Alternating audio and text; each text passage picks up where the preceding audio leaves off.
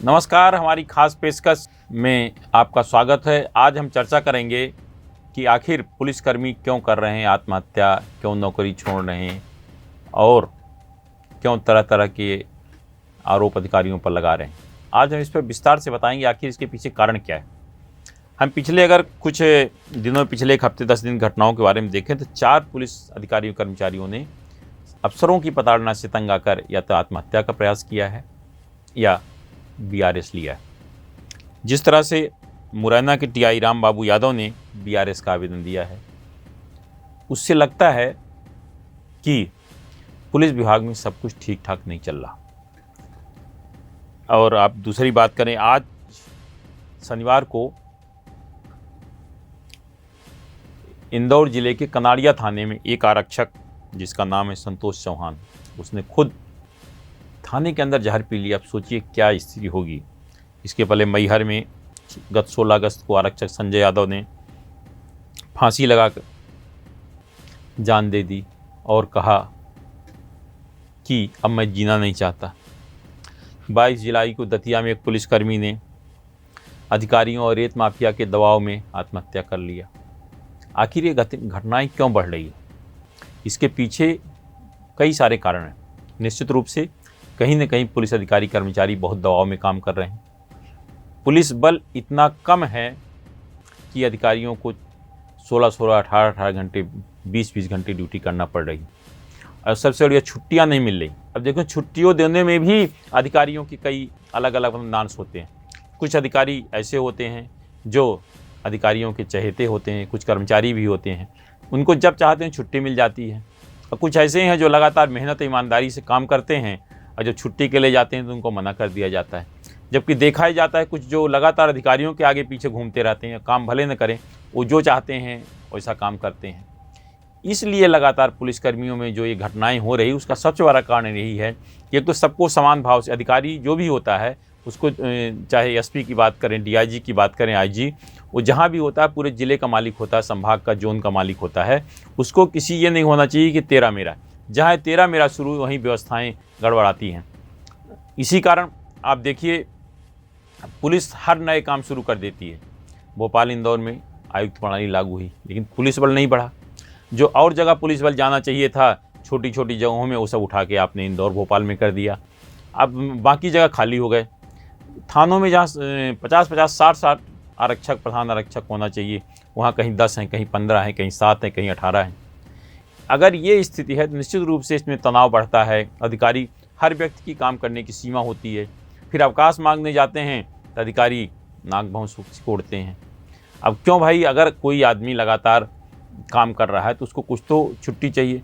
आप विशेषकर देखिए कि उज्जैन ज़िले हैं या जहाँ धार्मिक कार्यक्रम होते हैं, चाहे खंडवा की बात करें, आप खरगोन की बात करें, जहाँ धार्मिक नगरी हैं, जहाँ बहुत मैहर की बात करें, वहाँ पुलिसकर्मी, या सतना में चित्रकूट की बात करें, जहाँ धार्मिक स्थल हैं, वहाँ निश्चित रूप से पुलिसकर्मियों की ड्यूटी और बढ़ जाती है। अब जैसे उज्जैन में देखिए, पिछले 1.5 महीने से, जब से सावन का महीना शुरू हुआ उससे लेकर अब तक पुलिसकर्मियों ने, मुझे लगता है 16 से 18, 20-20 घंटे ड्यूटी की। उसके बावजूद भी अगर किसी को ज़रूरत है, कोई काम है, छुट्टी मांगने का, छुट्टी नहीं मिलती। छुट्टियां जब चाहे निरस्त कर दी जाती हैं। आखिर वो भी तो आदमी है, काम करने की उनकी भी एक क्षमता होती है। इसलिए मुझे लगता है कि पुलिसकर्मियों के लिए एक अलग, उसमें उनका जो जोश खरोश कैसे बना रहे, कैसे उनका शांत दिमाग रहे और किस तरह से टेंशन में ना रहे, उसके लिए मुझे लगता है उनको एक विशेष प्रशिक्षण की ज़रूरत है। अब मैं तो कहूँगा इस मामले में जो एडीजी ट्रेनिंग राजा बाबू सिंह ने जो योगा का कार्यक्रम शुरू किया, मुझे लगता है इसे हर थाने में लागू करें। जब पुलिसकर्मियों को कम से कम पर डे आधे घंटे तो योगा या प्राणायाम ऐसा करना चाहिए ताकि उनका दिमाग शांत रहे।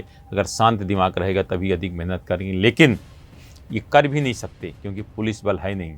आप सोचिए कि प्रदेश में लगभग 20,000 से अधिक आरक्षकों के पद खाली हैं और उसी हिसाब से और पद खाली होंगे। पिछले 6-7 साल से सब इंस्पेक्टर की भर्ती नहीं हुई। जो सब इंस्पेक्टर हैं जिनको पदोन्नति मिल गई है कि वो हैं पद, बाकी डायरेक्ट तो पिछले 6-7 साल से भर्ती नहीं हुई। आप सोचिए कि अगर ये हालत है तो कैसे पुलिस विभाग काम करेगा। निश्चित रूप से मैं मध्य प्रदेश के मुख्यमंत्री डॉक्टर मोहन यादव को इस बात के लिए बधाई दूंगा कि उन्होंने कहा है कि पुलिस बल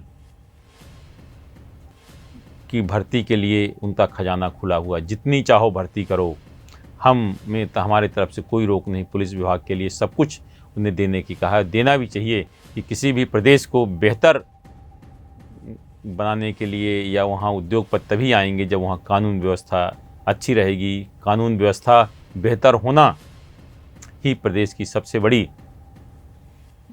चुनौती रहती है कि कैसे कानून व्यवस्था बनी रहे। कोई भी उद्योगपति, बड़े से बड़े उद्योगपति वहीं उसी राज्य में जाना चाहता है जहाँ शांत व्यवस्था बनी रहे। कोई मजदूर वहीं रहना चाहता है कि कम से कम सवेरे जब नौकरी के लिए जाए या काम पर, तो शाम को सुरक्षित घर लौट के अपने परिवार के साथ रहे। अगर शांति व्यवस्था नहीं है, कहीं विवाद की स्थिति है, तो निश्चित रूप से वहाँ उतना विकास नहीं होता। इसलिए सरकार को सबसे ज़्यादा ध्यान इस पर देना चाहिए।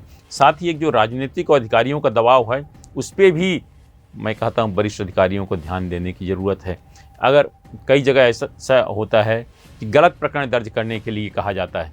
अब निश्चित रूप से गलत प्रकरण दर्ज करना आसान नहीं है। अब आज के समय में न्यायालय है, RTI हैं, बहुत सारी चीज़ें ऐसी हैं कि लोग मांगने जाते हैं, फिर वहाँ लोग मजबूर हो जाते हैं कि कैसे काम करें। लेकिन जब दबाव बनाया जाता है तो इससे अधिकारियों में तनाव होता है। तो कम से कम पुलिस को स्वतंत्र रूप से नियम प्रक्रिया के तहत काम करने देना चाहिए। जो बात डॉक्टर मुख्यमंत्री मोहन यादव ने कही है, वह बात सब SP, IG, DIG को करना चाहिए। लेकिन एक चीज़ और देखने में आ रही, कुछ SP, DIG, IG ऐसे हैं कि जो पॉजिटिव कम नेगेटिव ज़्यादा। अगर कोई आदमी शिकायत करने गया है, उन्हें पुलिसकर्मियों की कमी सबसे ज़्यादा दिखती है।